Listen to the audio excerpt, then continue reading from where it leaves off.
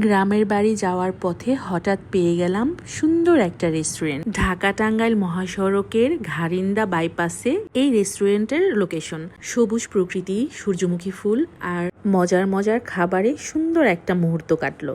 আমার গন্তব্য ছিল গ্রামের বাড়ি, কিন্তু পথে এই ছোট্ট থেমে যাওয়াই মনটা ভরিয়ে দিল। সূর্যমুখীর হাসি, সবুজের ছায়া আর প্রিয় মানুষগুলোর সাথে ছুটার সময় এভাবে কাটানোই যায়। দুপুরবেলা খাবার খেয়েই ঢাকা থেকে বের হয়ে পড়েছিলাম 1:30টার দিকে। তারপরে সেখান থেকে অফিসে আসি। আমাদের গন্তব্যে শাহিনও আমাদের সাথে যুক্ত হলো। অফিসে থেকে ওকে নিয়ে নিলাম। তারপরে ও বলছে বাচ্চাদেরকে চলো তোমাদের একটা জায়গায় নিয়ে যাই। ওখানে আমরা হালকা একটু স্ন্যাক্স খেলাম, কারণ অফিসেও হালকা পাতলা কিছু খাওয়া দাওয়া হয়েছে। তারপরে বললাম তাহলে চলো। তারপরে সুন্দর একটা পরিবেশের সাথে পরিচয় হলাম, খুবই ভাল লাগলো।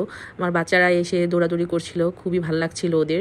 আমরা রেস্টুরেন্টে নেমেই আগে পুরাটা রেস্টুরেন্ট একটু ঘুরে ঘুরে দেখলাম, কোথায় সুন্দর করে একটু ছবি তোলা যায় সেটা একটু দেখলাম সুন্দর একটা গাছ আছে, আর বাইরে বসার জন্য ওদের আরেকটা প্লেস আছে।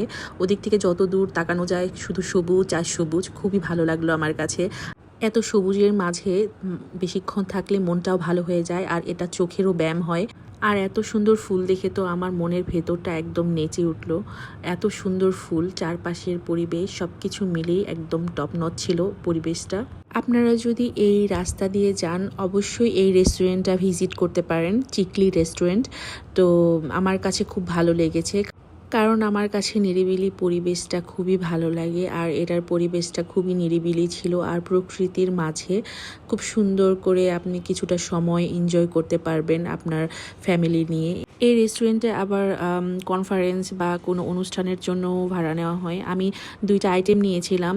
একটা আইটেম হচ্ছে বারবিকিউ চিকেন উইংস, আরেকটা হচ্ছে ক্যাশনার স্যালাড। কারণ আমাদের পুরা ফুল লোডেড ছিলাম আমরা, খাওয়া দাওয়া জাস্ট এখানের খাবারটা একটু ট্রাই করলাম এই আর কি। আমার এই ব্লগটা কেমন লাগলো অবশ্যই আপনারা জানাবেন।